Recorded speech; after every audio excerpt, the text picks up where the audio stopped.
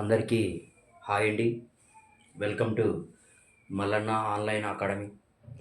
అయితే skeletal system చెప్పుకున్నాం, muscle system చెప్పుకున్నాం. తర్వాత విటమిన్స్ ఎన్ని రకాలు అనేది కూడా చెప్పుకోవడం జరిగింది. అంటే కొవ్వులో కరిగేటువంటి విటమిన్లు, అదేవిధంగా నీటిలో కరిగేటువంటి విటమిన్లను మనం చర్చించడం జరిగింది. కొవ్వులో కరిగేటువంటి విటమిన్లు ఏడీఈకే అని, నీటిలో కరిగే విటమిన్లు బీసీ అని, అంటే బి కాంప్లెక్స్, అదేవిధంగా సి విటమిన్. అయితే ఇప్పుడు మనం carbohydrates discuss about the carbohydrates carbohydrates అంటే పిండి పదార్థాల గురించి మనం తెలుసుకోవాలి. రైట్. ఈ పిండి పదార్థాలు అంటే ఏంటి మరి? ఈ పిండి పదార్థాలు ఎన్ని రకాలు ఉంటాయి?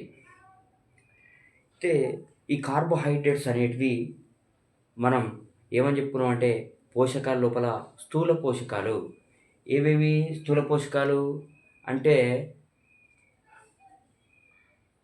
కార్బోహైడ్రేట్స్, అదేవిధంగా ప్రోటీన్స్, లిపిడ్స్ అనేటివి మనం ఏం చెప్పుకున్నాం అంటే స్థూల పోషకాలు అని చెప్పుకున్నాం. ఈ స్థూల పోషకాల లోపల మనం ఇప్పుడు డిస్కషన్ చేసేటువంటివి ఏంటి మరి అంటే కార్బోహైడ్రేట్స్, పిండి పదార్థాలు. ఈ పిండి పదార్థాల గురించి మనం ఏం చేయాలంటే విపులంగా తెలుసుకోవాలి. అయితే ఈ పిండి పదార్థాలు పాలీహైడ్రాక్సీ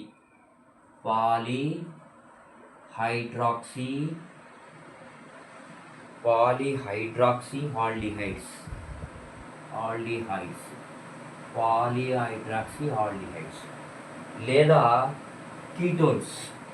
లేదా కీటోన్స్నే మనం ఏమంటామంటే కార్బోహైడ్రేట్స్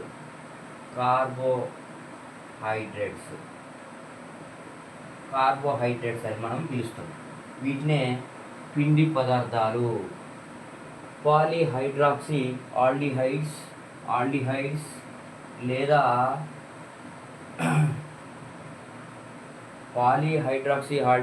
లేదా కీటోన్స్నే మనం ఏమంటామంటే కార్బోహైడ్రేట్స్, పిండి పదార్థాలని పిలుస్తాం.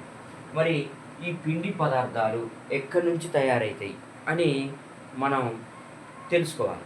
ఈ పిండి పదార్థాలు అనేటివి కిరణజన్య సంయోగ క్రియలో కార్బన్ని, తర్వాత నీటిని, తర్వాత టెంపరేచర్ని ఉపయోగించుకొని ఏం చేస్తాయంటే మొక్కలు ఈ కార్బోహైడ్రేట్స్ని, పిండి పదార్థాలని తయారు చేస్తాయి, కార్బోహైడ్రేట్స్ని ప్రిపేర్ చేస్తాయి అన్నమాట. అంటే మరి ఈ ఆల్డిహైడ్స్ అంటే ఏంటి, కీటోన్స్ అంటే ఏంటి సార్ అని అంటే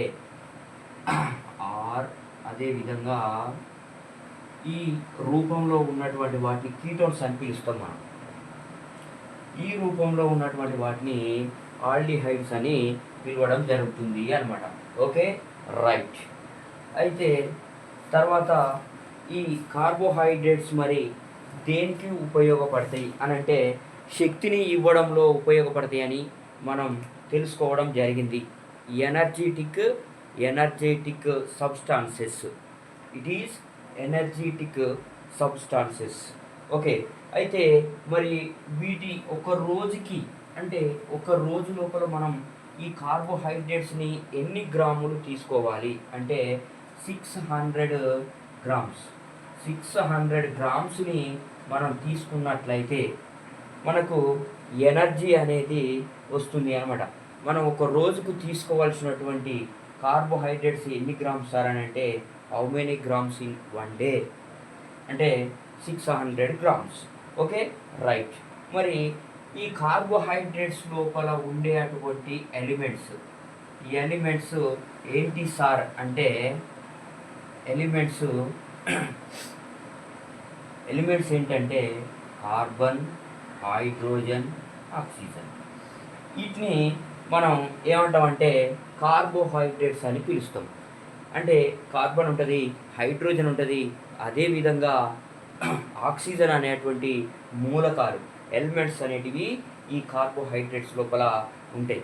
మరి ఈ కార్బన్, హైడ్రోజన్, ఆక్సిజన్ అనేటివి ఏ నిష్పత్తిలో ఉంటాయి సార్ అని అంటే 1:2:1 రేషియో లోపల ఉంటాయి అన్నమాట. 1:2:1 రేషియో లోపల ఈ కార్బోహైడ్రేట్స్ అనేటివి ఉంటాయి. తర్వాత వీటిని ఇవి ఏం చేస్తాయి అనంటే శక్తిని అందించడంలో, ఎనర్జెటిక్ అంటే శక్తిని అందించడంలో ఉపయోగపడతాయి కాబట్టి వీటిని ఏమంటామంటే శక్తి జనకాలు. కార్బోహైడ్రేట్స్ని ఏమంటాం? శక్తి జనకాలు, శక్తి జనకాలు అని పిలవడం జరుగుతుంది. తర్వాత వీటినే శక్తి ఉత్పాదకాలు, శక్తి ఉత్పాదకాలు అని పిలవడం జరుగుతుంది అన్నమాట. శక్తి జనకాలు లేదా శక్తి ఉత్పాదకాలని పిలవడం జరుగుతుంది. వీటిని సార్ కార్బోహైడ్రేట్స్ని. పాలీహైడ్రాక్సీ ఆల్డిహైడ్స్ లేదా కీటోన్స్ని మనం కార్బోహైడ్రేట్స్ అని అంటున్నాం. ఈ కార్బోహైడ్రేట్స్ అనేటివి ఎక్కడ తయారైతాయి సార్ అని అంటే కిరణజన్య సంయోగ క్రియలో తయారైతాయి. ఈ కిరణజన్య సంయోగ క్రియ మరి ఎక్కడ జరుగుతుంది సార్ అని అంటే సూర్యరశ్మి ద్వారా కార్బన్ డైఆక్సైడ్ని ఉపయోగించి, నీటిని ఉపయోగించి, ఆక్సిజన్ను ఉపయోగించి మొక్కలు ఏం చేస్తాయి అనంటే ఈ పిండి పదార్థాలను, కార్బోహైడ్రేట్స్ని తయారు చేస్తాయి. ఒక రోజుకు కావాల్సినటువంటి పిండి పదార్థాలు ఎన్నిసార్లు అని అంటే 600 గ్రాములు అంటే 600 గ్రామ్స్ మనం కార్బోహైడ్రేట్స్ని తీసుకోవాలి అనమాట. తర్వాత ఈ కార్బోహైడ్రేట్స్ని మనం ఏం చేస్తాయనంటే శక్తి జనకాలుగా లేదా శక్తి ఉత్పాదకాలుగా ఈ కార్బోహైడ్రేట్స్ అనేది ఉపయోగపడతాయి. అయితే 1 గ్రామ్ కార్బోహైడ్రేట్ తీసుకున్నప్పుడు ఎంత శక్తి ప్రొడ్యూస్ అవుతుంది సార్ అని అంటే 4 kilo calories. 4 kilo calories energy అనేది ఉత్పత్తి అవుతుంది. తర్వాత 1 గ్రామ్ ప్రోటీన్స్ తీసుకున్నప్పుడు ఎంత శక్తి అనేది ఉత్పత్తి అయితే సార్ అని అంటే 3.9 లేదా 4 కిలో క్యాలరీస్ కెపాసిటీ అనేది, ఎనర్జీ అనేది ప్రొడ్యూస్ అవుతుంది. తర్వాత 1 గ్రామ్ లిపిడ్స్ని మనం తీసుకున్నట్లయితే అంటే ఫ్యాట్స్ తీసుకున్నట్లయితే ఎంత శక్తి ఉత్పత్తి అయితే సార్ అని అంటే 9.0 ఎనర్జీ అంటే కిలో క్యాలరీస్ యొక్క శక్తి అనేది ఉత్పత్తి అయితే సార్. అంటే 1 గ్రామ్ కార్బోహైడ్రేట్ తీసుకున్నప్పుడు 4 కిలో క్యాలరీస్ శక్తి ఎనర్జీ అనేది వస్తుంది. తర్వాత 1 గ్రామ్ ప్రోటీన్ తీసుకున్నప్పుడు 3.9 లేదా 4 కిలో క్యాలరీస్ ఎనర్జీ అనేది ప్రొడ్యూస్ అవుతుంది. తర్వాత 1 గ్రామ్ లిపిడ్స్ తీసుకున్నట్లయితే ఎంత ఎనర్జీ వస్తుంది సార్ అని అంటే 9.0 ఎనర్జీ అనేది కిలో క్యాలరీస్ ఎనర్జీ అనేది ప్రొడ్యూస్ అవుతుంది సార్. అయితే వీటిని గుర్తించడానికి మరి ఈ కార్బోహైడ్రేట్ని గుర్తించడానికి మనం నిర్వహించేటువంటి టెస్టులు సార్. అయితే ఈ కార్బోహైడ్రేట్స్ని మనం ఏ విధంగా గుర్తించవచ్చు అని అంటే అయోడిన్ టెస్ట్ సార్.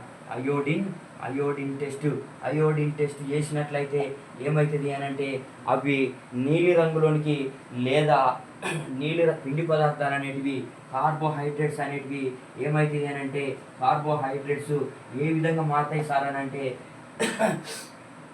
నీలి రంగులోకి మారడం జరుగుతుంది సార్. ఓకే. అయితే ఈ నీలి రంగులోనికి మారినప్పుడు మనం అక్కడ ఆ సబ్స్టాన్సెస్లో ఏమున్నది అని అంటే కార్బోహైడ్రేట్ అనేది ఉన్నది అని గుర్తించవచ్చు అనమాట. Okay, right. అయితే పొటాటోను 2 ముక్కలుగా కట్ చేయాలి సార్. అయితే పొటాటోను 2 ముక్కలుగా కోసి అయోడిన్ ద్రావణంలో వేయాలి. అయోడిన్ ద్రావణంలో వేసినప్పుడు అది ఏం జరుగుతుంది అని అంటే బ్రౌన్ నుండి నలుపు రంగులోనికి మారుతుంది. అంటే కట్ చేసి అయోడిన్లో వేసినప్పుడు ఎట్లుంటుంది అని అంటే కార్బోహైడ్రేట్లో అయోడిన్ ద్రావణంలో ఈ పొటాటోను అంటే ఆలుగడ్డని మనం 2 ముక్కలుగా కోసి దాని లోపల వేసినప్పుడు ఏ రంగు లోపల ఉంటుంది అని అంటే బ్రౌన్ కలర్ లోపల ఉంటుంది సార్. బ్రౌన్ కలర్ నుండి ఏమవుతుంది అని అంటే బ్రౌన్ కలర్ నుండి నలుపు రంగులోనికి మారిపోతుంది సార్. అయితే ఈ నలుపు రంగులోనికి మారినప్పుడు ఏమని గుర్తిస్తామనంటే మనం పిండి పదార్థాలు ఎక్కువగా ఉన్నాయని గుర్తించడానికి అవకాశం ఉంది సార్. Okay, right. అయితే సెల్యులోజ్ అనేటువంటి కార్బోహైడ్రేట్ అనేది ఉంటుంది సార్. సెల్యులోజ్ కూడా ఒక కార్బోహైడ్రేటే. అయితే ఈ సెల్యులోజ్ లోపల మరి ఏముంటుంది సార్ అని అంటే, సెల్యులోజ్ కార్బోహైడ్రేట్లో ఉండేటువంటి అమైలోజ్ ఉండదన్నమాట. సెల్యులోజ్ అనేది కార్బోహైడ్రేట్లో అమైలోజ్ ఉండదు, కావున ఈ అయోడిన్ టెస్ట్లో నీలి రంగును ఇవ్వది అనమాట. ఓకే, పిండి పదార్థాల లోపల అంటే బియ్యం లోపల ఏముంటుంది సార్ అని అంటే, బియ్యపు గింజల లోపల ఉండేటువంటి గ్లైసిమిక్ సూచికను ఉపయోగించాలి సార్. అంటే బియ్యంలో పిండి పదార్థాల శాతం ఎంత ఉన్నది? పిండి పదార్థాల శాతం కార్బోహైడ్రేట్స్ యొక్క పర్సెంటేజీ ఎంత ఉన్నది అంటే, శాతం ఎంత ఉన్నది సార్ అని వాటిని గుర్తించినట్లయితే మనం ఈ గుర్తించడానికి ఉపయోగించేటువంటి ఫ్యాక్టర్ అంటే కారకం సార్. ఏ ఫ్యాక్టర్ని ఉపయోగిస్తాం మరి? బియ్యం లోపల పిండి పదార్థాల యొక్క శాతాన్ని మనం గుర్తించడానికి ఉపయోగించేటువంటి ఫ్యాక్టర్ ఏంటి సార్ అని అంటే, గ్లైసిమిక్ సార్. గ్లైసిమిక్ సూచిక సార్. గ్లైసిమిక్ ఇండెక్స్ అనేటువంటి దాన్ని మనం ఉపయోగిస్తే ఈ పిండి పదార్థాల యొక్క శాతం ఎంత ఉన్నది బియ్యం లోపల అనేది తెలిసిపోతుంది సార్. మరి కార్బోహైడ్రేట్ను గుర్తించాలని అంటే, పొటాటోను 2 ముక్కలుగా కోసి అయోడిన్ ద్రావణంలో వేసినప్పుడు ఎటువంటి కలర్ను పొందింది సార్ అని అంటే, అది నీలి నలుపు రంగులోనికి మారింది. కాబట్టి ఏమవుతుంది అని అంటే, మనం పిండి పదార్థం అని గుర్తించడానికి అవకాశం ఉంది. మరి పిండి పదార్థాలను గుర్తించేటువంటి ప్రక్రియ అంటే టెస్ట్, ఆ విధానాన్ని మనం ఏమంటామంటే దేని లోపల ఉపయోగిస్తాం సార్ అని అంటే, అయోడిన్ ద్రావణాన్ని ఉపయోగించి మనం ఈ పిండి పదార్థాలను గుర్తించడానికి అవకాశం ఉంది సార్. అయితే ఈ పిండి పదార్థాలు కూడా రకరకాలుగా ఉంటాయి sir.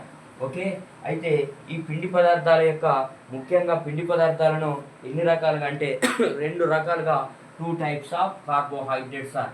2 types of carbohydrates. 2 types of carbohydrates sir. 2 types of carbohydrates. How many types of carbohydrates? 2 types of carbohydrates sir. అయితే ఈ కార్బోహైడ్రేట్ లోపల సింపుల్ కార్బోహైడ్రేట్స్ సార్. నెంబర్ 1 ఏంటి అంటే simple carbohydrates sir. Simple carbohydrates. Next one ఏంటి sir అని అంటే complex carbohydrates sir. Complex carbohydrates. Okay, right. ఎన్ని రకాల కార్బోహైడ్రేట్స్ సార్ అని అంటే, సరళ చక్కెరలు, తర్వాత సంక్లిష్ట పిండి పదార్థాలని కూడా అంటాం. అంటే సరళంగా ఉండేటువంటి పిండి పదార్థాలు, తర్వాత సంక్లిష్టంగా ఉండేటువంటి పిండి పదార్థాలను మనం గుర్తించవచ్చు సార్. మరి ఈ సరళంగా అంటే సింపుల్గా ఉండేటువంటి పిండి పదార్థాలు ఏవి సార్ అని అంటే, ఈ పిండి పదార్థాల లోపల ఏముంటాయి అంటే ఒకే చక్కెర అణువును కలిగి ఉంటాయి. ఒకే చక్కెర అణువును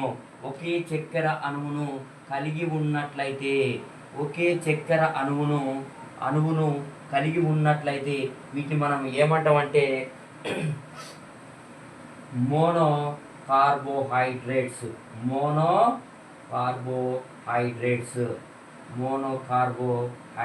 అని పిలుస్తాం సార్. ఒకే చక్కెర అణువు ఉన్నట్లయితే వాటిని మనం ఏమనాలి? మోనో కార్బోహైడ్రేట్స్ అని పిలవాలి. తర్వాత ఈ మోనో కార్బోహైడ్రేట్స్ ఇవి ఏం చేస్తాయి అనంటే జల విశ్లేషణ చెందుతాయి సార్. జల విశ్లేషణ చెందుతాయి. జల విశ్లేషణ చెంది ఏమైతాయి అని అంటే పిండి పదార్థాలను ఏర్పరచవు. ఇతర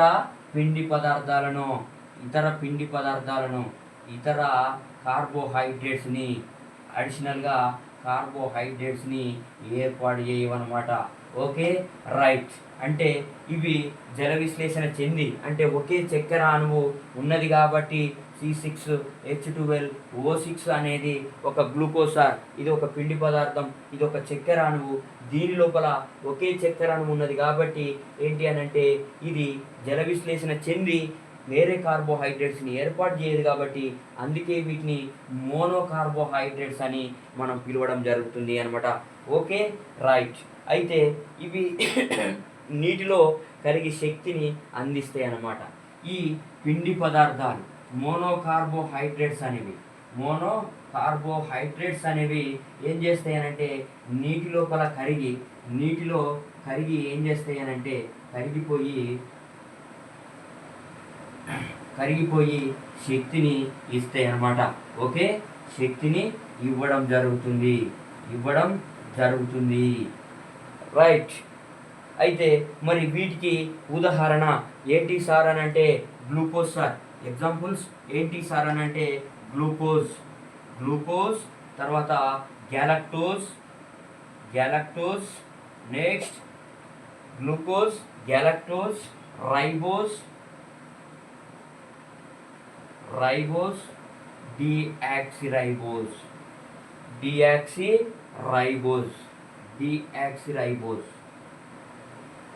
డియాక్సిరైబోజ్ అనేటివి మోనో కార్బోహైడ్రేట్స్ సార్. ఉదాహరణ ఏంటి సార్, ఎగ్జాంపుల్ ఏంటి అంటే glucose, galactose, next ribose, deoxyribose అనేటివి ఏం చేస్తాయి అని అంటే ఇవి మోనో కార్బోహైడ్రేట్స్గా ఉండి నీటిలో కరిగి శక్తినిస్తాయి. కానీ ఇవి ఇతర చక్కెరలను అంటే ఒక గ్లూకోజ్ అణువు ఇంకొక గ్లూకోజ్ అణువును ఏర్పాటు చేయలేనటువంటి స్థితిలో ఉంటుంది కాబట్టి మనం ఏమని పిలుస్తున్నాం అంటే మోనో కార్బోహైడ్రేట్స్ అని పిలుస్తున్నాం. It is called mono carbohydrates. ఇవి కరిగిపోయి శక్తిని ఇవ్వడం జరుగుతుంది. అంటే దేనిలో కరుగుతాయి సార్ అని అంటే నీటిలో కరుగుతాయి. మరి పిండి పదార్థాలను గుర్తించేటువంటి టెస్ట్ ఏంటి అంటే అయోడిన్ టెస్ట్ సార్. మరి పిండి పదార్థాలను గుర్తిస్తే ఏ రంగులోనికి మారుతాయి సార్ అని అంటే నీలి రంగులోనికి మారడం జరుగుతుంది అనమాట. అయితే గ్లూకోజ్ గురించి మనం సరళ చక్కెరలు ముఖ్యంగా ఇవి కూడా 2 రకాలు సార్. ఈ సరళ చక్కెరలు కూడా 2 రకాలు sir. 2 types of simple carbohydrates. అయితే ఇవి పెంటోజులు సార్. Pentoses sir. ఒకటి పెంటోజెస్ అంటే 5 కార్బన్లను కలిగి ఉంటుంది సార్. 5 కార్బన్లను కలిగి ఉన్నట్లయితే దీన్ని పెంటోజ్ చక్కెరలని అంటాం. తర్వాత hexose sir. Number 2 hexose sir. Hexose చక్కెరలు సార్. ఇందులోపల 6 కార్బన్లను కలిగి ఉన్నట్లయితే వీటిని మనం ఏమంటామంటే ఎగ్జోస్ అని పిలుస్తాం. అంటే సింపుల్ కార్బోహైడ్రేట్స్ అనేటివి 2 types సార్. పెంటోజెస్ అంటే 5 కర్బన పరమాణువులను కలిగి ఉన్నాయి. తర్వాత ఎగ్జోసెస్ అంటే 6 కర్బన పరమాణువులను కలిగి ఉన్నాయి. కాబట్టి వీటిని మనం ఏమని పిలుస్తామని అంటే 2 types ఆఫ్ సింపుల్ కార్బోహైడ్రేట్స్ అని పిలవడం జరుగుతుంది. మరి ఈ పెంటోజులకు ఎగ్జాంపుల్ సార్. పెంటోజులకు ఎగ్జాంపుల్ ఏంటి సార్ అని అంటే మరి మనం పిలిచినట్లయితే galactose sir. Galactose. Next one ఏంటి అంటే డియాక్సిరైబోజ్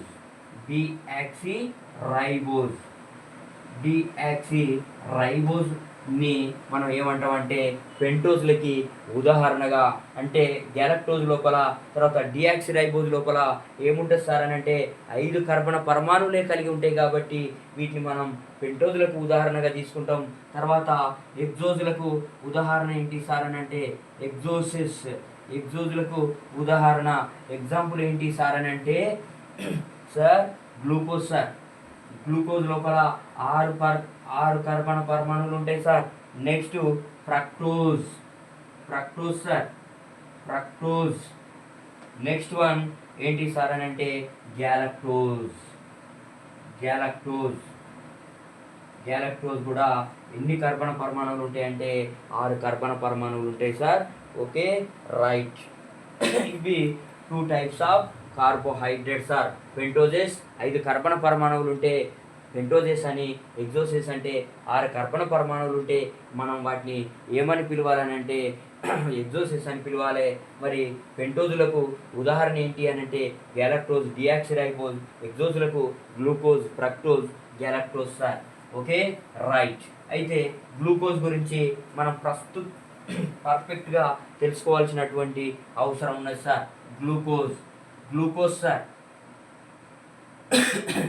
గ్లూకోజ్ C6H12O6 సార్. దీని యొక్క ఫార్ములా ఏంటి అని అంటే C6H12O6 సార్.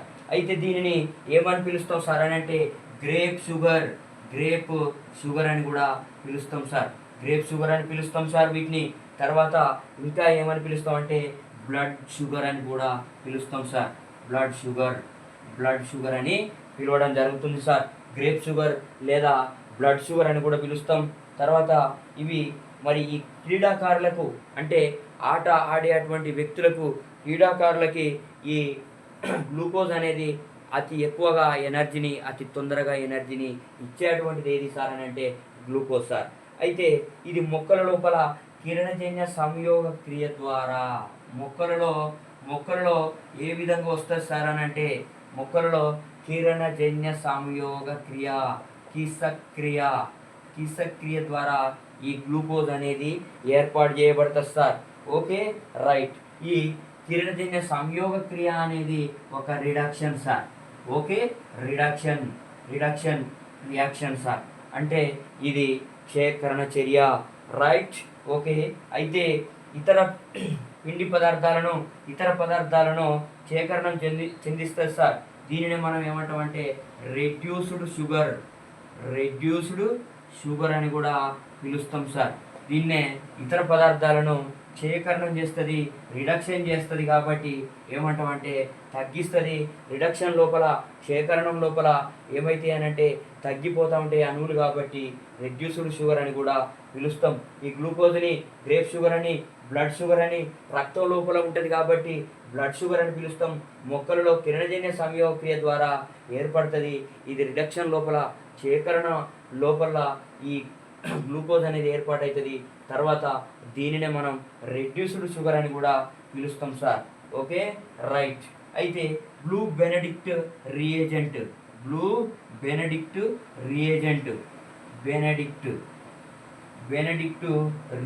అనేది ఏం చేస్తుంది అని అంటే రియేజెంట్ అనేది దీన్ని గుర్తిస్తుంది సార్. ఓకే, గ్లూకోజ్తో కలిపి మరిగియాలి సార్. దీన్ని మరిగించినట్లయితే బ్లూ బెనెడిక్ట్ రియేజెంట్ను మనం గ్లూకోజ్ లోపల వేసి వేడి చేసినట్లయితే ఏమవుతుంది అని అంటే ఆరెంజ్ రెడ్ కలర్లోనికి వచ్చేస్తుంది సార్. ఆరెంజ్ రెడ్ కలర్లోనికి వచ్చేస్తుంది. ఆరెంజ్ రెడ్ కలర్లోనికి వచ్చేస్తుంది కాబట్టి మనం ఏమున్నది సార్ అని గుర్తించినట్లయితే గ్లూకోజ్ అనేది ఏమైంది అని అంటే మనకు ప్రత్యక్షమైంది అని తెలుసుకోవడం జరుగుతుంది సార్. Okay, right sir. తర్వాత ఫ్రక్టోజ్ సార్. ఫ్రక్టోజ్ యొక్క క్యారెక్టర్స్ ఏంటి? ఫ్రక్టోజ్ యొక్క క్యారెక్టర్స్ ఏంటి అని అంటే ఫ్రక్టోజ్ యొక్క ఫార్ములా ఏంటి సార్ అని అంటే C6H12O6 సార్. ఇది కూడా వన్ ఆఫ్ ది గ్లూకోజే కాబట్టి మనం ఏమంటామంటే C6H12O6 అని అంటాం. ప్రపంచం లోపల అత్యంత తీయని చక్కెర, ప్రపంచంలో అత్యంత తీయని చక్కెర, అత్యంత తీయని చక్కెర సార్. ఎక్కువగా తీయగా ఉండేటువంటి షుగర్ ఏది సార్ అని అంటే ఫ్రక్టోజే సార్. దీనినే మనం ఏమని అంటామంటే ఫ్రూట్ షుగర్ అని కూడా పిలుస్తాం సార్. దీనినే మనం ఫ్రూట్ షుగర్ అని కూడా పిలవడం జరుగుతుంది. దీనినే హనీ షుగర్ అని కూడా పిలుస్తాం సార్. హనీ షుగర్ అని కూడా పిలుస్తాం. ఎందుకనంటే పండ్ల లోపల లభిస్తుంది. ఇది పండ్ల లోపల మాత్రమే. ఫ్రక్టోజ్ అనేది ఎక్కడ లభిస్తుంది అని అంటే ఫ్రూట్స్ లోపల లభిస్తుంది కాబట్టి ప్రపంచంలో అత్యంత తీయని చక్కెర ఏది అని అంటే ఫ్రక్టోజు. తర్వాత వీటిని పండ్ల లోపల ఉంటుంది కాబట్టి దీన్ని ఫ్రూట్ షుగర్ అని, హనీ షుగర్ అని కూడా పిలవడం జరుగుతుంది sir. Okay, right. Next galactose sir.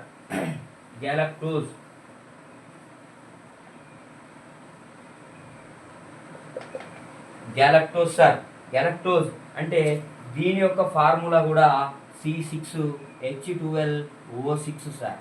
C6H12O6. దీని యొక్క ఫార్ములా ఇది ఎక్కడ ఉంటుంది సార్ అని అంటే పాల లోపల, మిల్క్లో కరిగి ఉంటుంది సార్. కాబట్టి దీన్ని మనం మిల్క్ షుగర్ అని కూడా పిలుస్తాం సార్. ఓకే, పాల లోపల కరిగిన స్థితిలో ఉంటుంది. తర్వాత నెక్స్ట్ రైబోజ్ సార్. మరి ఈ రైబోజ్ ఎక్కడ ఉంటుంది సార్ అని అంటే ఆర్ఎన్ఏ లోపల ఉంటుంది సార్. ఆర్ఎన్ఏలో ఉండే అటువంటి షుగర్ ఏది సార్ అని అంటే రైబోజ్. అంటే ribo nucleic acid sir. Ribo nucleic acid లోపల ఇది ఆర్ఎన్ఏ అంటే రైబో న్యూక్లిక్ యాసిడ్. దీని లోపల ఉండే చక్కెర ఏది అని అంటే రైబోజ్ సార్. తర్వాత డియాక్సిరైబోజ్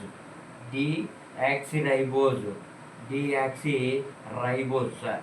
డియాక్సిరైబోజ్ అని అంటే ఎక్కడ ఉంటుంది సార్ అని అంటే ఇది డిఎన్ఏ లోపల ఉంటుంది సార్. డిఎన్ఏలో ఉంటుంది కాబట్టి డియాక్సిరైబోజ్ అని పిలవడం జరుగుతుంది సార్. ఓకే, ఇవి సింపుల్ చక్కెరల గురించి సార్. సింపుల్ అంటే సరళ పిండి పదార్థాల గురించి తెలుసుకున్నాం సార్. దీని లోపలనే ఏమేమి ఉన్నాయి, పెంటోజులు, తర్వాత హెక్సోజులు కూడా ఉండడం జరిగింది. నెక్స్ట్ సెకండ్ వన్ ఏంటి అని అంటే సంక్లిష్ట చక్కెరలు, సంక్లిష్ట పిండి పదార్థాలు సార్.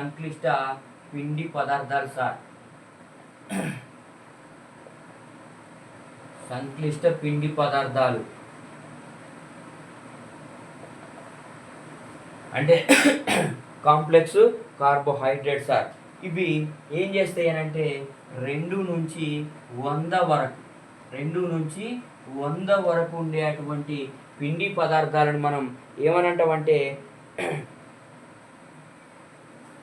ఏముంటాయి సార్ అని అంటే మోనోసాకరైడ్స్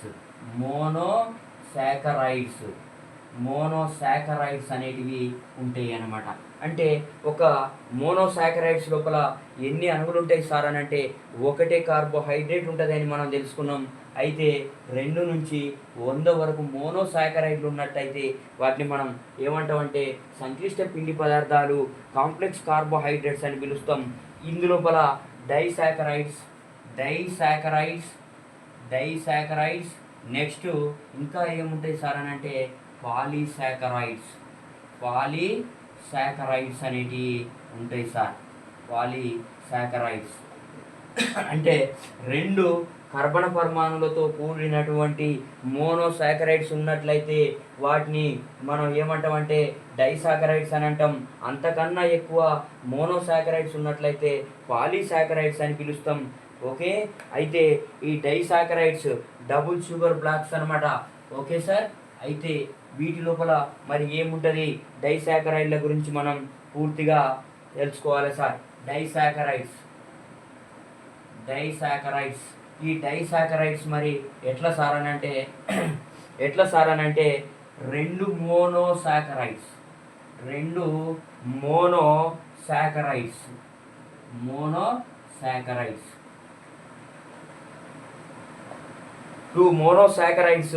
ఏమైతాయి అని అంటే గ్లైకోసైడిక్ బంధాల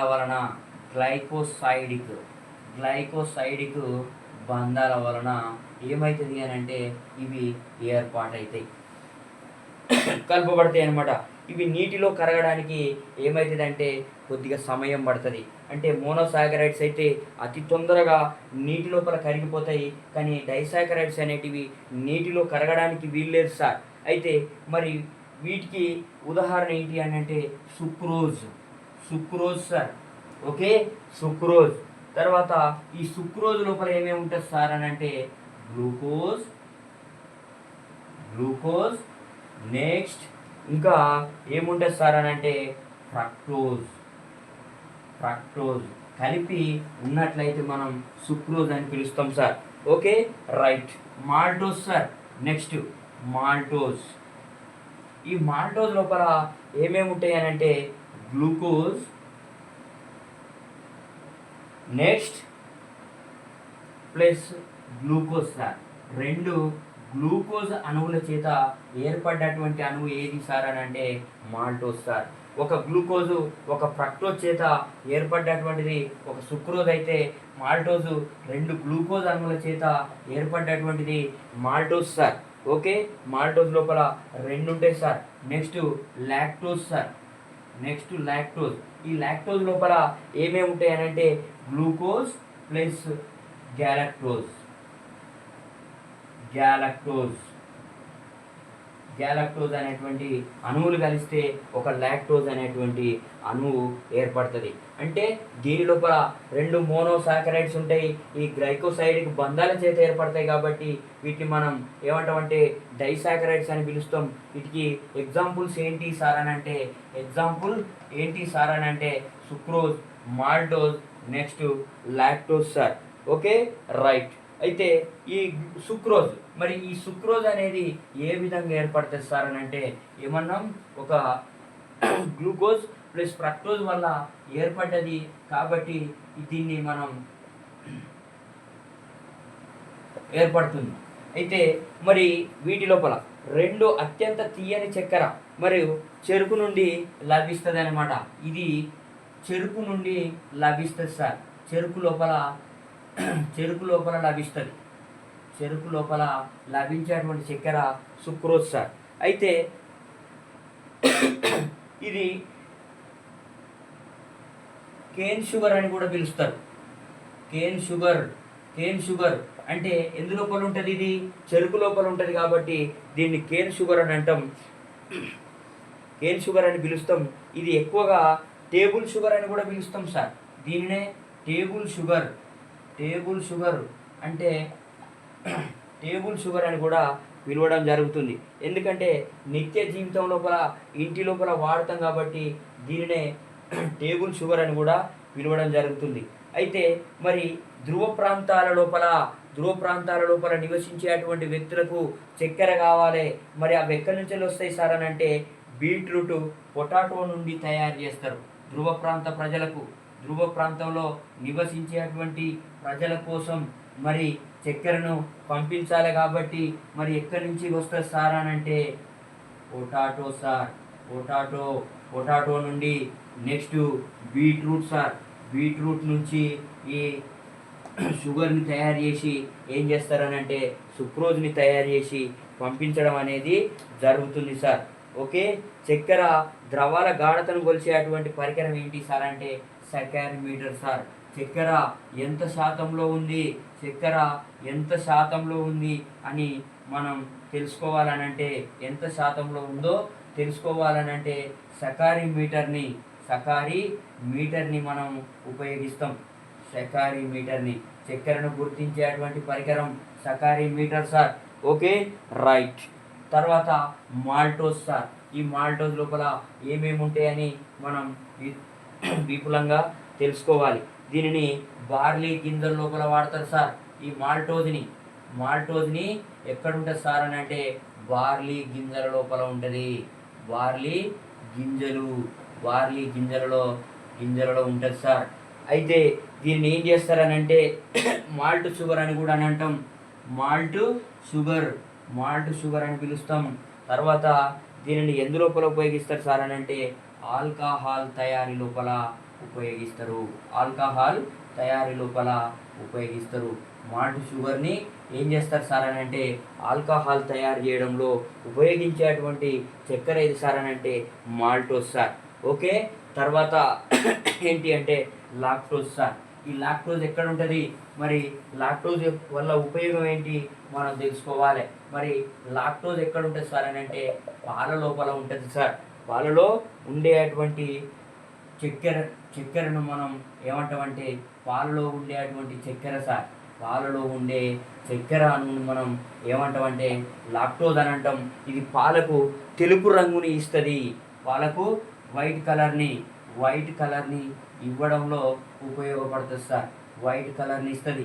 వైట్ కలర్ని ఇచ్చేటువంటి చక్కెర ఏది సార్ అని అంటే లాక్టోజ్ సార్.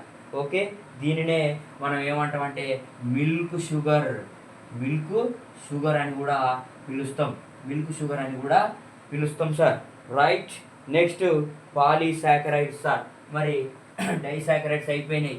మరి పాలీసాకరైడ్స్ పాలీసాకరైడ్స్ పాలీసాకరైడ్స్ పాలీసాకరైడ్ లోపల ఏమేమి ఉంటాయి సార్ అని అంటే ఇవి అనేక గ్లూకోజ్ అణువులను కలిగి ఉన్నట్లయితే వీటిని మనం ఏమంటామంటే పాలీసాకరైడ్ అని పిలుస్తాం. ఇవి నీటిలో కరగడానికి కొంచెం టైం పడుతుంది సార్, సమయం తీసుకుంటాయి. తర్వాత వీటి మధ్య ఏముంటాయి సార్ అని అంటే గ్లైకోసైడిక్ బంధాలు ఉంటాయి సార్. గ్లైకోసైడిక్ బంధాలు ఉంటాయి సార్. గ్లైకోసైడిక్ బంధాలు అనేటివి ఉంటాయి. కాబట్టి ఎన్ని ఉంటాయి సార్ అని అంటే ఎక్కువగా అనేకమైనటువంటి గ్లూకోజ్ అణువులు కలిసి ఉంటాయి కాబట్టి వీటిని మనం పాలీసాకరైడ్స్ అంటాం. Okay, right. అయితే ఇవి సులభంగా నీటిలో కరగవు సార్. మరి ఎగ్జాంపుల్స్ ఏంటి అని అంటే ఎగ్జాంపుల్స్ సెల్యులోజ్ సార్. సెల్యులోజ్ అనేది ఒక షుగర్. తర్వాత ఇంకా ఏంటి సార్ అని అంటే ఇంకా స్టార్చ్ సార్, స్టార్చ్. నెక్స్ట్ ఇంకా ఏంటి అని అంటే గ్లైకోజన్ సార్, గ్లైకోజన్. నెక్స్ట్ ఇంకా ఏంటి సార్ అని అంటే కైటిన్ సార్, కైటిన్. మరి ఇవన్నీ ఎక్కడ ఉంటాయి సార్ అని అంటే సెల్యులోజ్ అనేది మొక్కల యొక్క పై భాగం లోపల ఉంటుంది. స్టార్చ్ అనేది పిండి పదార్థం. ఇది ఎక్కడ తయారవుతుంది అంటే కిరణజన్య సంయోగక్రియలో తయారవుతుంది. గ్లైకోజన్ అనేది ఎక్కడ ఉంటుంది సార్ అని అంటే మన కండరాల లోపల గ్లూకోజ్ అనేది గ్లైకోజన్ రూపం లోపల ఉంటుంది. తర్వాత ఈ కైటిన్ అనేది ఆర్థ్రోపోడా వర్గం, ఆర్థ్రోపోడా జీవుల లోపల శరీరం పైభాగంలో ఉండేటువంటి పదార్థాన్ని మనం ఏమంటామంటే కైటిన్ చేత నిర్మితమై ఉంటుంది సార్. దాని యొక్క పొలుసులు ఏ విధంగా ఉంటాయి అని అంటే ఇది ఉదాహరణ ఏంటి సార్ అని అంటే ఇది ఒక తేలు సార్. ఈ తేలుకు ఉండేటువంటి ఏంటి మరి అంటే ఏం చేస్తాయి అని అంటే దీనిపైన